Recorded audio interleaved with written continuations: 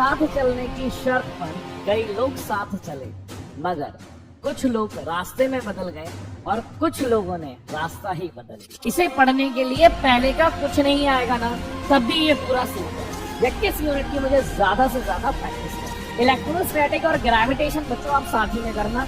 यहाँ पे मैं आपसे ये कहूंगा कि यू हैव एन ऑप्शन कि अगर आपके पास समय बचा हुआ 15 चैप्टर करके जाए, पर उन 15 चैप्टर की प्रैक्टिस मैंने 30 बार करी है, तो आप सिलेक्शन ले जाओगे। मेरे साथ चलने की शर्त पर कई लोग साथ चले, मगर कुछ लोग रास्ते में बदल गए और कुछ लोगों ने रास्ता ही बदल लिया। नमस्कार बच्चों, वेलकम टू फिजिक्स वाला। स्वागत है आपका आपके प्यारे से चैनल पे। सबसे पहले तो यही पूछना चाहूंगा कि कैसे हो आप लोग और कैसी चल रही है आपकी तैयारी। सर वो सब तो ठीक है, आपने जब एंट्री ली तो बड़े शायराना अंदाज में ली, क्या बात है, कुछ कहना चाहते हो या बस बोलना चाह रहे थे? मैंने कहा नहीं नहीं नहीं, मैं कुछ बताना चाह रहा था आपको। जब हम बेटा सेशन की स्टार्टिंग करते हैं ना, तब तो हम कई सारे कसमें वादे खाते हैं। जब हम ये बोलते हैं कि नहीं सर, आप हमें जितना घंटे कहोगे हम उतने घंटे पढ़ाई करेंगे, आप हमें बिल्कुल जैसा बताओगे हम वैसा करते जाते हैं, तो हम जो शर्त रखते हैं ना स्टार्टिंग में, आप हर उस शर्त पे हाँ बोलते हो। और फिर जैसे ही धीरे धीरे आगे चलते जाते हैं, बैकलॉग्स हो जाते हैं, रिवीजन सही से नहीं हो पाता है, डीपीपीज नहीं लग पाती हैं, और वही चीजें पाइल अप होकर के इतनी ज्यादा बढ़ जाती है कि हम फिर अपनी इस जर्नी में अलग अलग ऑल्टरनेटिव ढूंढने लगते हैं। तो मैं आपसे यही कहना चाहूंगा कि आपने जो एक सपना देखा था ना अपना एम्स का, वो सपना अगर हकीकत में बदलना है ना बच्चों, तो मेहनत करनी पड़ेगी। और मैं जानता हूं कि आपके लिए बाकी सारी चीजें स्मूथ है, आपके लिए एक सबसे बड़ी प्रॉब्लम या सबसे बड़ी समस्या वो फिजिक्स ही है, ये मैं बहुत अच्छे से जानता हूं, ठीक है। पर बेटा आप फिजिक्स को एक रिलेशनशिप की तरह लेकर के चलो। आप जितना समय उसके साथ बिताओगे ना, वो चीज उतनी ही ज्यादा बेहतर होती जाएगी। सिर्फ सोचने से नहीं होगा, करने से होगा। सिर्फ बोलने से नहीं होगा, इस पेन को उठाना पड़ेगा, प्रैक्टिस करनी पड़ेगी, तब जाके सिलेक्शन होगा, ठीक है बच्चों। तो सबसे पहले बेटा ये फिजिक्स को लेकर के आपका जो फियर है, उसके लिए मैं कुछ बातें बताना चाहूंगा। अभी मैं ये जो सेशन लेकर के आया हूं, ज्यादा बड़ा नहीं रखूंगा, ज्यादा ज्ञान की बातें भी नहीं करूंगा, वेरी क्विक एंड शॉर्ट। बस आपको सबसे पहले मैं आपको वेटेज दिखाना चाहूंगा बेटा यूनिट वाइज, 11th और 12th का सेपरेट बेसिस पे, जिससे कि आपको एक आइडिया लग पाए कि यार मेरे 11th में कौन से चैप्टर इंपॉर्टेंट है, 12th में कौन से चैप्टर है इंपॉर्टेंट है, जिससे कि ना कि सिर्फ एक ड्रॉपर बच्चा, बल्कि जो बच्चा 11th में है और 12th में है, उसको ये आइडिया लग पाए कि मैं अभी पढ़ते टाइम पे किस यूनिट पे मुझे बहुत ज्यादा ध्यान देना है या किस यूनिट की मुझे ज्यादा से ज्यादा प्रैक्टिस करनी है। स्टार्ट करते हैं बेटा सबसे पहले हम लोग 11th क्लास से। 11th क्लास में बेटा अगर हम लोग यूनिट की बात की जाए, तो सबसे पहले ही बेटा यहां पे मेजरमेंट मतलब आपकी यूनिट्स एंड डायमेंशन आ जाती है। मैंने इंडिविजुअली लिखा हुआ है, आप बस ये देख लीजिए, इसका परसेंटेज 20% है। इसके बाद बेटा बात करूं, सेम अमाउंट ऑफ परसेंटेज बेटा हमारी हीट का भी है, और यही इंपॉर्टेंट परसेंट हमारा फ्लूइड का है।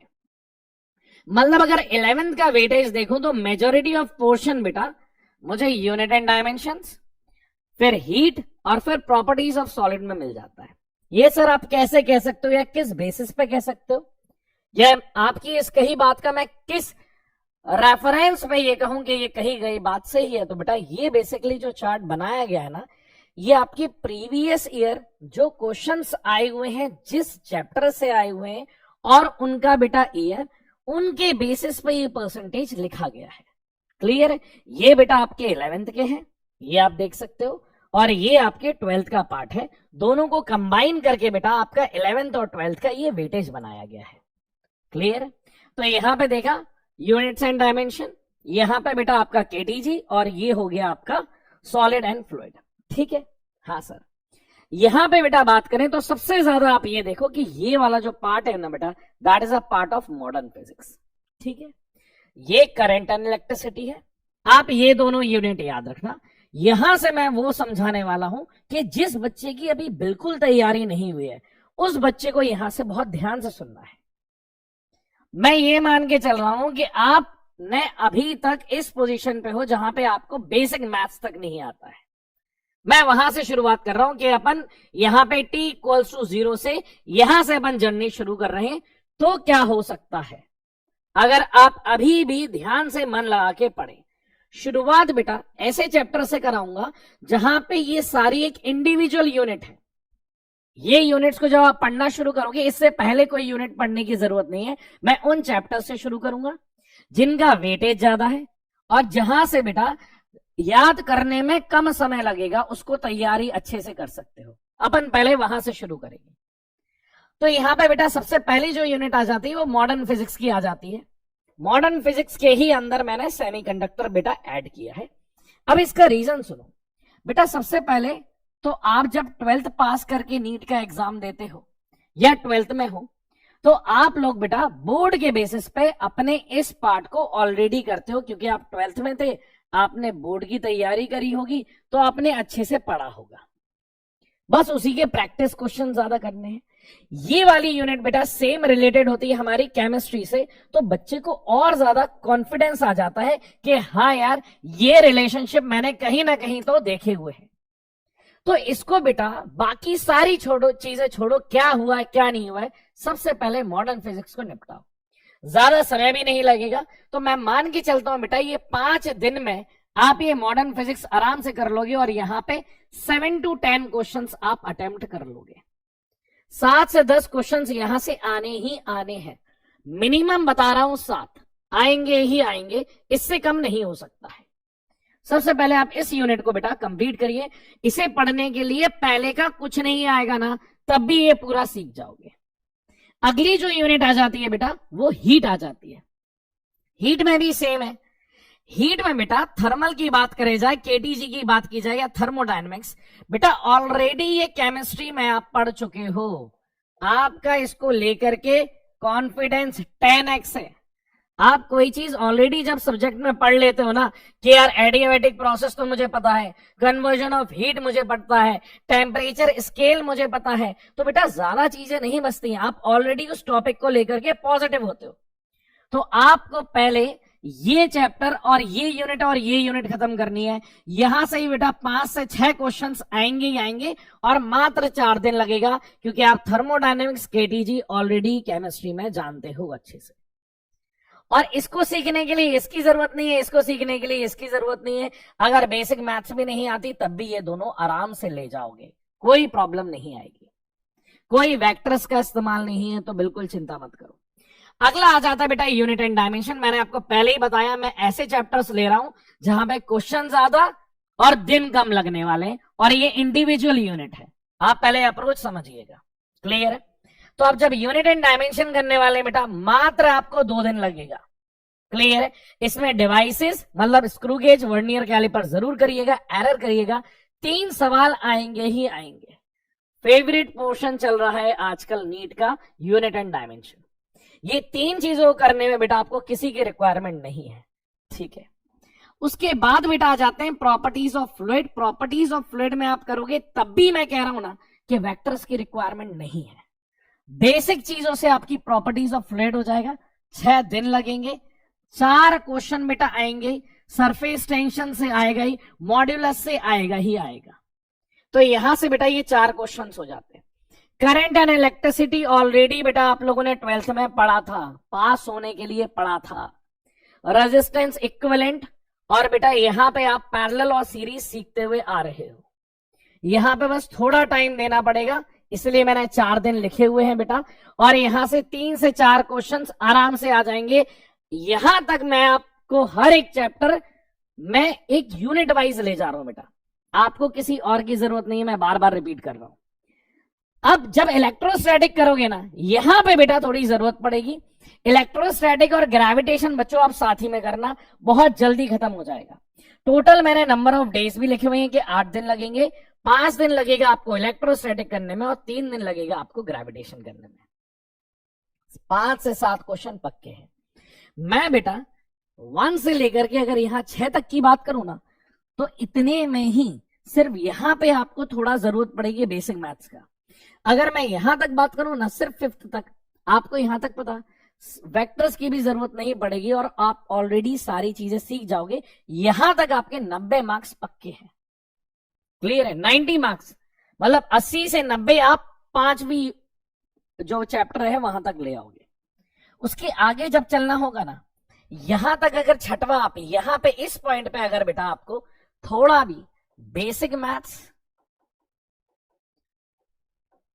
और वेक्टर आता है तो बेटा यहां तक अगर आप कर लोगे तो 120 तक यही 6 चैप्टर आपको ला करके दे देंगे, या 6 यूनिट कहिए, ये ला करके दे देंगे आपको। पर यहां तक आपको बहुत अच्छे से करना है, इसमें फिर कोई लापरवाही नहीं चलेगी। क्लियर है? अगर यहां पे बेटा बेसिक मैथ सीखने के बाद ये क्या लिखा हुआ है इसमें वापस आऊंगा, पहले मैं यहां की बात करना चाहूंगा। बेटा ये जो 2 यूनिट है ना ऑप्टिक्स, जिसमें 10 से 12 दिन लगेंगे, क्योंकि यहां पे बेटा नंबर ऑफ डेज ऑप्टिक्स में ज्यादा लग जाते हैं, क्योंकि रे ऑप्टिक्स और वेव ऑप्टिक्स दोनों है। तो मैं आपको एक ऑप्शन दूंगा कि चाहे तो देखो यहां तक आप 100 तक, 100 से 110 तक आप स्कोर कर चुके हो। यहां पे मैं आपसे यह कहूंगा कि यू हैव एन ऑप्शन कि अगर आपके पास समय बचा हुआ है, तो आप या तो ये करिए या तो ये करिए। बेटा आप एक चीज समझो कि आपको जब आप पेपर देने जाओगे ना तो क्या चाहिए है, पेपर में ये नहीं चाहिए कि हमारे पास 30 चैप्टर है जिनकी प्रैक्टिस हमने एक बार करी है, तो कोई नया सवाल आएगा ना उसके सही होने के चांसेस कम है। पर अगर आप इस बात को समझ लोगे कि मैं 15 चैप्टर करके गया हूं पर उन 15 चैप्टर की प्रैक्टिस मैंने 30 बार करी है, तो आप सिलेक्शन ले जाओगे। आपका सिलेक्शन बेटा कोई भी न्यू कंटेंट से नहीं होगा, आपका जो सिलेक्शन होगा ना बेटा, आपका सिलेक्शन आपके नंबर ऑफ रिवीजन से होता है। क्या आप जितना पढ़ के जा रहे हो आपने उसका रिवीजन बहुत बार किया है। तो पहले तो मैं यही कहूंगा कि आप यहां तक n नंबर ऑफ रिवीजन्स कर लो। जब आपको सारे के सारे PYQs, सारे के सारे बेटा जितने भी आए हुए क्वेश्चंस हैं, DPPs हैं या शीट आप जहां से भी पढ़ रहे हो, जब ये पूरा कंप्लीट हो जाए then you can shift on this. ये यहां से जब जाओगे तो ये आपको 150 तक ले जाने वाले हैं ये नंबर। या तो आप ये यूनिट करिए या तो आप ये यूनिट करिए। क्लियर है? आप इस तरीके से समझ सकते हैं। और इसके अलावा बेटा यहां पे मैंने जो टॉपिक्स लिखे वो आप पहले ही कि इन टॉपिक्स को 11th में हम छोड़े बिना नहीं जा सकते हैं। जैसे बेटा मोशन इन अ प्लेन में, क्योंकि शुरुआत हम यहीं से करते हैं, तब तो हमारे पास एनर्जी बहुत होती है, हमारे अंदर जज्बा बहुत होता है कि नहीं यार इस बार तो हम निकाल के लाएंगे। उस टाइम पे हम घायल शेर होते हैं। तो प्रोजेक्टाइल मोशन और सर्कुलर मोशन तो बहुत इंटेंसिटी से करते हैं, तो बेटा ये जरूर पढ़ के जाइएगा। एनएलएम में बात करूं तो बेटा फ्रिक्शन, सीडो फोर्स और कंस्ट्रेंट से आता ही आता सवाल है। WP में बेटा परसेंटेज चेंज किसके काइनेटिक एनर्जी और मोमेंटम वाले जो सवाल हैं वो, और वर्क एनर्जी थ्योरम जरूर करके जाइएगा। सेंटर ऑफ मास में वेरिएबल मास, जहां पे रॉकेट प्रोपल्शन और कोलिजन पढ़ के जाइएगा। रोटेशन में बेटा perpendicular axis theorem, parallel axis theorem, moment of inertia की, टॉर्क, एंगुलर मोमेंटम। इसके अलावा नहीं पूछेगा। रोलिंग हट गई है यार, यहां से इतना बड़ा टॉपिक है वो वहां से हटा दिया है। तो आप बेटा इतनी चीजें भी कर लोगे, आप सोचो ना कितनी ब्यूटीफुल चीज है कि 5 तक अगर आपको कुछ भी नहीं आता है ना तब भी यहाँ पे आप 80 से 90 कर ले जाओगे। आपको बस थोड़ा यहाँ पे वेक्टर बेसिक मैथ्स तो ये निकाल ले जाओगे, और उसके बाद आप ये दोनों में बेटा ऑप्शन ले सकते हो। और यही सीक्वेंस मैं चाहूंगा कि जब भी आप पढ़ने बैठे या जब भी आप रिवीजन करने बैठे तब इसी सीक्वेंस को फॉलो करें कि जब पेपर देने जा रहे हैं तो मॉडर्न फिजिक्स सबसे बढ़िया होना चाहिए, फिर हीट बढ़िया होना चाहिए, मतलब इसी सीक्वेंस में आपका रिवीजन का ऑर्डर चले कि मॉडर्न फिजिक्स का तो 10 बार रिवीजन कर लिया है सब चीज का, तो यही सीक्वेंस में बेटा आपका रिवीजन का चलना चाहिए। आप लोगों के लिए सबसे ज्यादा इंपॉर्टेंट है बेटा नोट्स आपको बनाने हैं, आपको पढ़ने हैं, उनका रिवीजन रोज करना है। आपको बेटा प्रैक्टिस क्वेश्चंस रोज करने हैं, आपको DPPs रोज करनी है। तो इतना तो बच्चों आप लोग को करना ही पड़ेगा, पीवाईक्यूज फिंगर टिप पे होना चाहिए आपको, प्लस एनसीईआरटी क्वेश्चन, उसके क्वेश्चन नॉट थ्योरी, और एनसीईआरटी भी लिमिटेड। सोच के यार इतनी जरूरी है, अभी भी कर सकते हो, देर नहीं हुई है। अभी भी बेटा अगर बाकी सब्जेक्ट आपके प्रॉपर चल रहे हैं, आप इस बेसिस पे कोशिश करो ना यार। आपको पता है कि जब ओलंपिक की रेस होती है ना, तो वहां पे भी आप जब रेस कंप्लीट कर लेते हो ना, तब आपको पॉइंट मिलता है। अगर आप रेस के बीच में अगर छोड़ दोगे ना, तो आपको वहां से डिस्क्वालीफाई कर देता है, नेगेटिव मार्क मिलते हैं। हमने जब किसी चीज की शुरुआत उस इंटेंसिटी से करी थी, हर बच्चा शुरुआत करने वाला है, मैंने बार बार कह रहा हूं, डिफरेंस वहां से आएगा कि जो इसको अच्छे से फिनिश लाइन तक ले जाने वाला है। तो अभी भी बच्चों समय है, focused, concentrated, topic wise, unit wise पढ़ो, ये सबसे इंपॉर्टेंट यूनिट्स हैं। और यहां पे बेटा मैंने जिस बेसिस पे ये सारी बात कही है, ये उनके पीवाई के क्वेश्चन है। अभी भी देर नहीं हुई है, गिव योर बेस्ट शॉट और आराम से दो, होगा। समझ में आ रहा है कि नहीं? तो बिल्कुल टेंशन नहीं लेने का।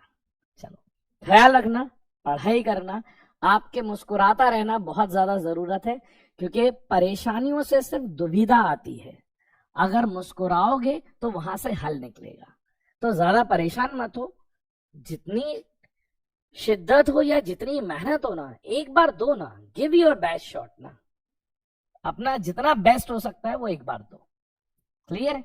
और फिर होगा नहीं होगा उस टाइम पे देखेंगे, अभी उसके बारे में चिंता मत करो, अभी बस दो, मुस्कुरा के दो, बढ़िया से दो। जो यूनिट दी है थोड़ा गौर करना उसके लिए, क्या इंपॉर्टेंट यूनिट है, करके जरूर जाइएगा। ख्याल रखिएगा, टाटा बाय बाय, सी या।